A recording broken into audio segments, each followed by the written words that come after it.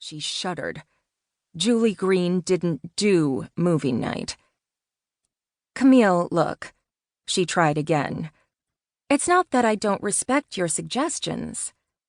Oh? Camille tilted her head, making her chemically straightened bob sway ever so slightly, and Julie froze.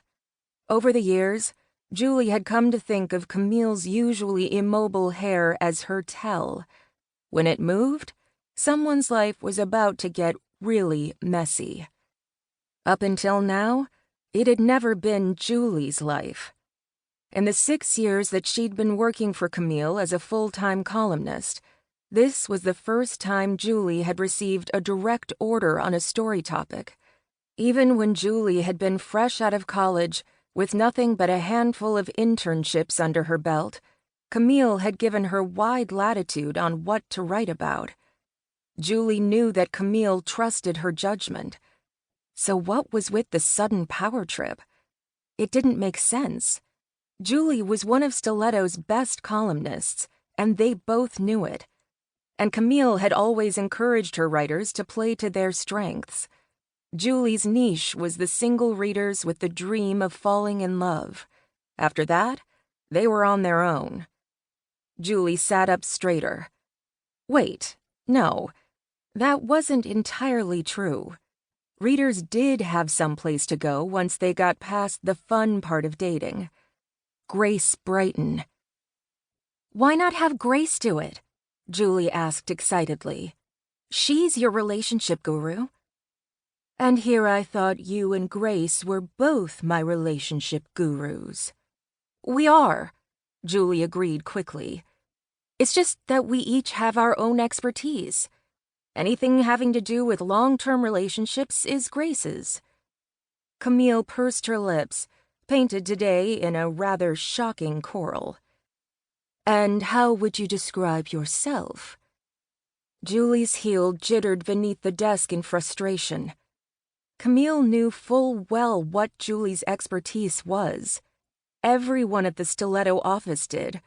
Heck, half the women in Manhattan knew Julie by name, knew what she stood for. Stiletto was the magazine to work at. The dating, love, and sex department was the department to work in. And Julie, Grace Brighton, and Riley McKenna were dating, love, and sex, respectively. Julie answered slowly. I'm all about butterflies, first kiss, getting him to call. You know, dating. Mm-hmm.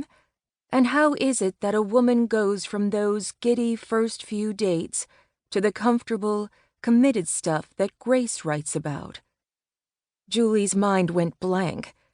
There was really no good way to tell the editor-in-chief of the country's largest women's magazine that you'd never bothered to think about what happened after.